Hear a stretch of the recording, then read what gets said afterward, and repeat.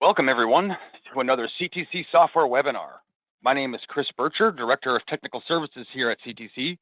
And today we're going to give you a quick little intro on one of my favorite tools, which is Schedule Parameter Resolver from the BIM Manager Suite. But before we begin, a couple things I want to point out. Please ask questions. We always love getting questions during our presentations, and I will do my best to answer all of them, whether it's as I'm going through the presentation or making sure to answer them all at the very end. Please use the questions panel that comes along with the little toolbar that you guys get. And in addition to that, this is being recorded and will be made available on our YouTube channel shortly after the presentation concludes. My guess is it should be up there sometime later this week. And by later this week, I mean tomorrow or possibly Thursday. So with that said, let's go ahead and get started.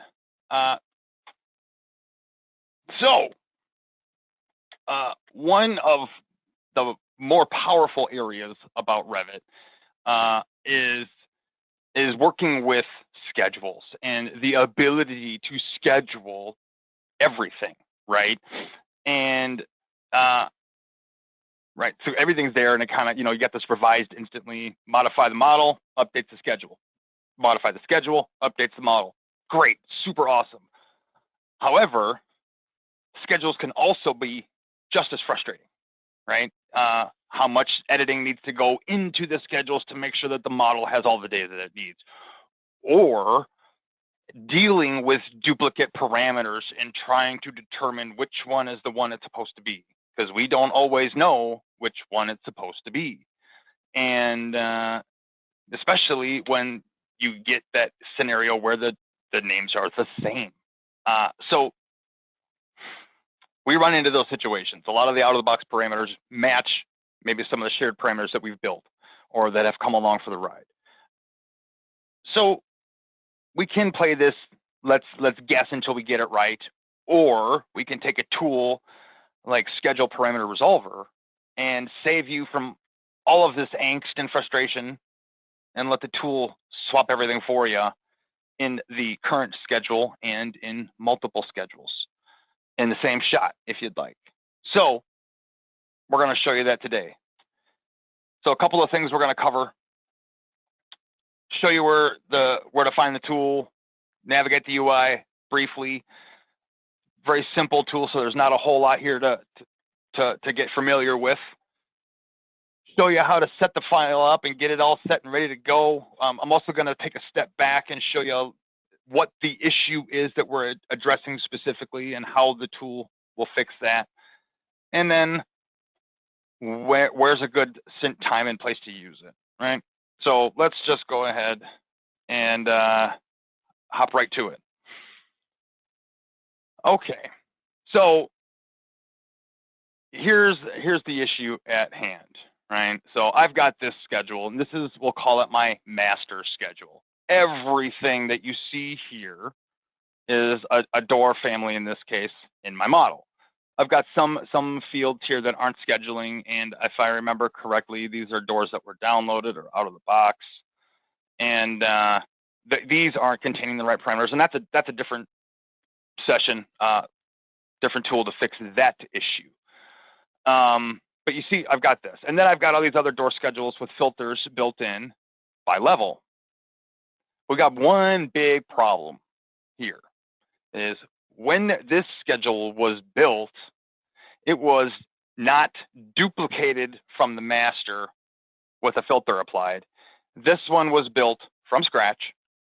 And when the from scratch building took place, if I open my parameter filters here, you can see I have some duplicates. I got a couple frame depths, frame finishes, 3 frame material parameters, and the list goes on. So we've got duplicates here, or in some cases even the wrong parameter is being referenced in the schedule. Because now I've got door material here.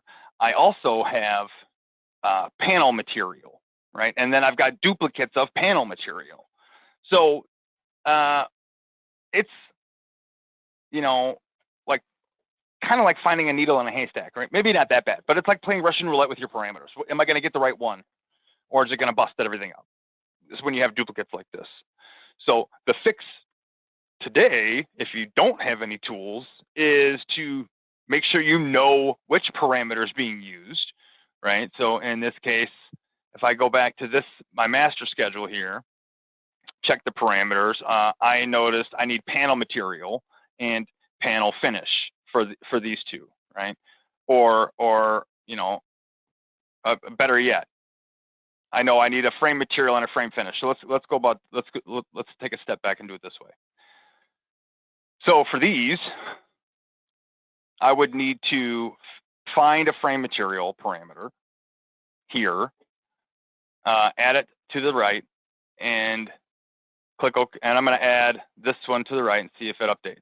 Okay, so now I have a frame material, but it breaks the grouping. So now I have to remove the old one and hit OK. But now, and again, I've got a break in the grouping. So now I have to ungroup these headers here, right? So hit ungroup on that one, hit ungroup on this one. Then I got to grab all three of them and group them again and call it frame. And then update the formatting on this to be, how are we doing it? MATL for material. You know, change the formatting so that it's center justified again. And then I've got 1, 2, 3, 4, potentially 5 more schedules to do that to, right? And you got to do that every single time any sort of parameter edit or field edit needs to happen in the schedule. So that's a lot of work just to make sure you're using the right one. If you discover later on that the wrong one is being used, or you know, maybe you did have data, but it's the wrong data. So you still have to replace the parameter and you don't want to mess up the groupings, right? So that's painful. You know, yes, I could delete the schedules and reduplicate them and that would work. Or I can just use a tool. So I'm going to go back to that same schedule here.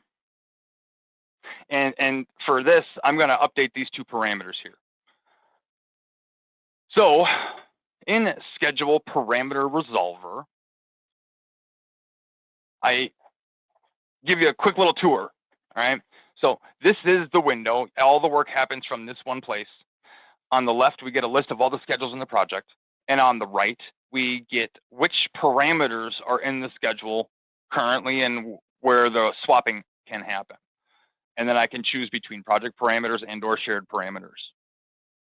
At the very top, I specify my organization shared parameter file. And then there are some additional options in here for it to control how the things are being added to the project, right? So I have the ability to specify how a shared parameter is going to be added, right? So I can say however I want to do it. So I can add it as an instance, add it as a type, or don't add it to the project.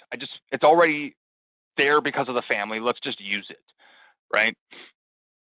Now, but if I know there are other doors in this case or other families in my project that were downloaded from a manufacturer website that also need to take advantage of these parameters, I could just add those to the project and kill 2 birds with 1 stone, right? Now I have the right field scheduling and I also have other families utilizing the right parameters then. And then for updating the headers, I have a couple of options for how to manage my headers and how to manage my groups. So, and I have the option to, for replacement of headers, just use the original field header or change the header to match the name of the replacement parameter, which is going to effectively use the parameter name, or change only if the header matches the parameter name in the existing field. So again, another opportunity for replacing stuff, or not, depending on what parameters are being used. And then, in a similar thing with the groups, we can either set it to only add it if with it at its own standalone header, or extend it that current grouping and make sure that it effectively maintains the layout and that's already established, which is what I would like to do. So, you know, in my case, I don't need to add this. It should just be part of the families in this case. And I believe we're good to go here. So I'm going to go ahead and grab my schedule. And then I'm going to go ahead and replace my parameters here. So in one case, I'm going to replace the door material parameter with panel material. And then I want to do door finish with panel finish. And then at this point, I'm just going to do the one schedule. We're going to see if this works. And I'm going to hit OK. It's going through right now, scanning the files and making the replacements for me. Tells me that it was completed successfully or not if it wasn't for whatever reason. And it tells you exactly what it did. And then I can hit OK. Well, I mean, I can hit close, not OK. And you can see these two now show data. And that data is editable just like it should be in any sort of Revit schedule that's effectively scheduling parameters in my content with my parameters. So now that I know that it worked and I picked the right parameters for execution, I can go back and make sure that the rest of my door schedules also have those same parameters. So I'm going to pop back in there one more time. And instead of doing just one schedule, we're going to grab these 5 remaining door schedules and do the exact same thing. So I'm going to switch to panel material, grab door finish and call it panel finish, and then hit OK. And it's going to scan each of those 5 schedules, grab those parameters, swap them, confirm it, and then I hit close this time. Notice it maintained the grouping and the parameter, and the parameter name override. So the headers are the same. That all matches up beautifully. Nothing changed. So I don't have to play this, destroy my schedule to get the right parameter in here and lose my groupings like I had to do earlier. Again, just to show you one last time how that went. In the fields, here's those multiple material parameters that I had access to. I don't know which one it is, but by adding one and clicking OK, destroys my grouping. And if I were to grab frame finish and do the exact same thing, now we're stuck playing, we're stuck stitching everything back together. And again, I don't know which finish parameter it is. I'm just kind of guessing here. Lucky me. But now I got to put it all back together. So schedule parameter resolver does that without forcing you to put everything back together. It's going to maintain your parameter groupings. It's going to maintain the header overrides that were given, the parameter name overrides, and effectively do the swap for you and save you a lot of headache making those what should just be minor edits to a schedule. You don't have to spend the time doing that anymore. And that takes care of it. That is schedule parameter resolver. So thank you all for joining me. I know this was a quick one, but there's not a lot here. So it's very easy. It's straightforward and saves you a bucket load of time. So thank you all. And at this point, I will open it up for questions if there are any. And while they're coming, what I will do is quickly point out a couple of different resource portions here for you. If you don't have a copy of the BIM Manager Suite, you can take a look at our website and get yourself a trial. If you go to ctcsoftware.com and go to our products page. Here you'll find BIM Manager Suite. That's the suite where Schedule Parameter Resolver was or is, and you can get yourself a trial here. You can also find out more information about the suite itself and some of the tools that are included within the suite, as well as information about Schedule Parameter Resolver and a quick little video about it. You can also take a look at our YouTube channel for any of our products, but we have videos here with about BIM Manager Suite, Schedule Parameter Resolver, and any other tools that are contained within the suite. And if you already have it, the latest version is 23.7, and you have the opportunity of accessing the update by opening up any one of the tools here and clicking About. And that'll get you a copy. That'll get you the latest and greatest version if you need it. Schedule Parameter Resolver hasn't changed in a while. So what you have now is probably exactly what I just showed you. So.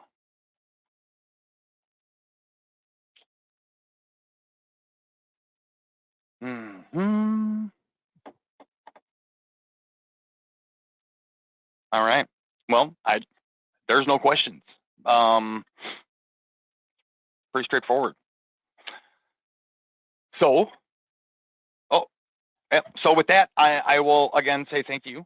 I do appreciate you guys all coming by today. I know this was a quick one. Oh, I did get a question. And this is a good question. Why would I use this tool instead of Parameter Jammer? I'll tell you exactly why. Because Parameter Jammer doesn't swap what's already being used in the schedule, right? So the issue here is I've got multiple parameters in my list of offerings that are duplicates of each other, which happens when stuff is downloaded or parameters are developed that are using the same names as the out-of-the-box built-in parameters, right? So we can get some duplicates that way. So Schedule Parameter Resolver helps fix the schedule so that it's using the right parameter. Parameter Jammer makes it so that the family also uses the right parameter. So there might be some cases where you would need to use both. So here, now that I've cleaned up my material and finish fields, I still have a few that are using the wrong, still have a few families using the wrong parameters. So now I could use Parameter Jammer to take these door or panel material and panel finish and make sure that they're in the family. That's the difference between the two. And Parameter Jammer, for those of you who don't know, is part of our BIM project suite, which I currently have turned off. Good question, though.